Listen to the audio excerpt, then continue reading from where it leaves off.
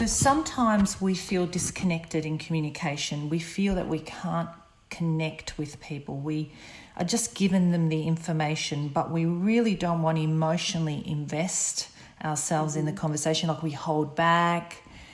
We basically want to just give them what they want, just the information, and we don't give any extra. And this to me is a disconnection in the communication, because they're the parts that's more important, because that's relationship building. But sometimes we don't want to build relationships with people that we don't know. You know, there's this fear of strangers and these people we don't know. We don't want to go too far. So we just give them the information, and it feels cold and you're distant, and it's like you're holding back part of you, and you can see it. You can feel it. People observe it. And so that is a fear of rejection. That's a fear of, I don't feel good enough. I'm inadequate. I'm afraid. And so therefore I'm going to disconnect to avoid being rejected. Okay, so there's this presupposition, this belief that I'm just not good enough. And there's a belief that I'm going to be rejected or basically thought of not good enough. That is enough to feel rejected. But all of that is made up in your mind, because it's your personal belief.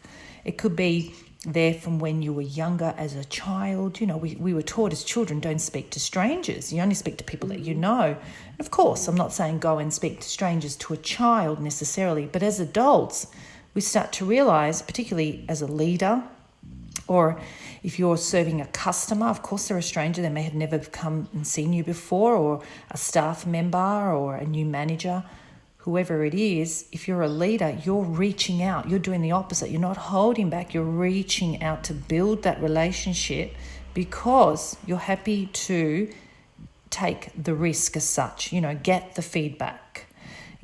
Say it's okay, I don't have all the answers. You're able to manage the communication in a way that you don't feel like you have to be perfect and have all the answers, but that you can cope and you're resilient enough to say, no, I don't have the answer there. Oh, that's interesting. I've never heard of that before.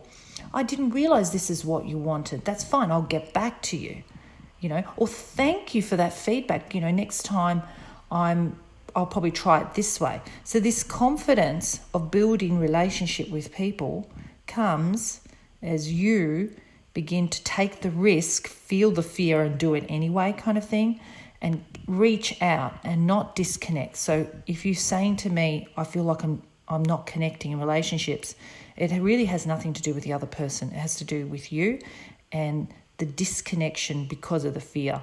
So you can overcome that by the opposite, which is take the risk, grab the feedback, reach out and build that connection that is not just about information, but it's about relating human to human. And human beings want to feel what it is that you say, not just hear it, okay? They want to have a kind of relationship with you, even if it's a professional relationship, but that you understand them, that you are like them, that you're okay, that you're not holding back and resisting them, but that you're reaching out, okay?